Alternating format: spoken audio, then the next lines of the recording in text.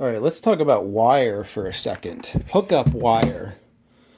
So if you're working on anything, especially old chassis like this, where it's point-to-point wiring, and you have all of these terminals here, tube sockets, terminal strips, the lugs on a potentiometer, the lugs on a switch like this one right here.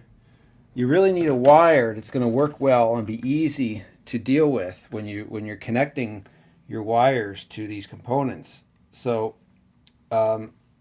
something that I have realized over the years is that regular old stranded copper wire like you buy nowadays in the most common places is not exactly user friendly when it comes to things like this. Normally the strands are, even if you get what they call tinned wire, the strands are all separate like this.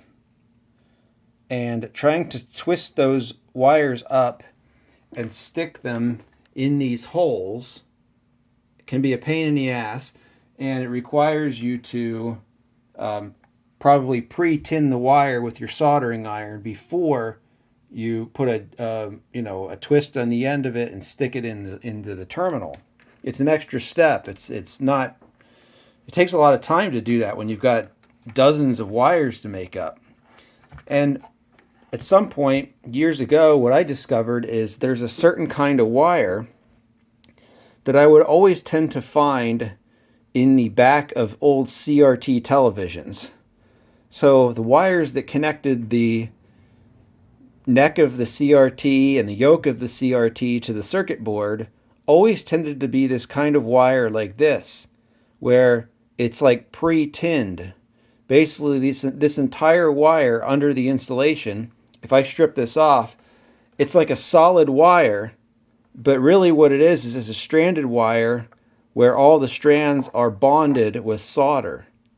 So you have all the benefits of a solid wire being easy to work with in a wiring point-to-point like this, but you have all the benefits of stranded wire in that it's flexible and it's not as susceptible to breakage from fatigue.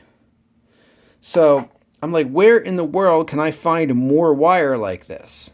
Right? Where can I'm looking online and I was like, tinned wire. The only thing that tinned wire does is it gives you wire like this. I don't want wire like that. I don't want to have to tin the ends. I want something that is like this, where it's a stranded wire that's pre-tinned and all the strands are bonded together. And I'm looking and trying to figure out where I can get this wire. There's no markings on the wire that tell you, that it's anything special. Eventually, I found a website that called it pre-bonded wire. Pre-bonded. Okay, then I found a website that called it top coat wire. So it's a top coat of solder over the strands. So those are the names you should look for when you're looking for this kind of wire. It's a really nice wire when working on these types of electronics. This here is 20 gauge, 20 AWG wire, but I would think that 22 gauge would be a better size for this kind of work. 22 gauge is kind of for vacuum tube jobs, 22 gauge is really that hits the spot because you don't have a lot of current. And the 22 gauge allows you to put multiple wires into one lug, whereas a 20 gauge here, you wouldn't even get two wires into that lug right there. But 22, you probably would. So that's pretty much it. Top coat, TOPCOAT, top coat wire, or pre-bond wire, where it's a solid tinned wire all the way through all the strands.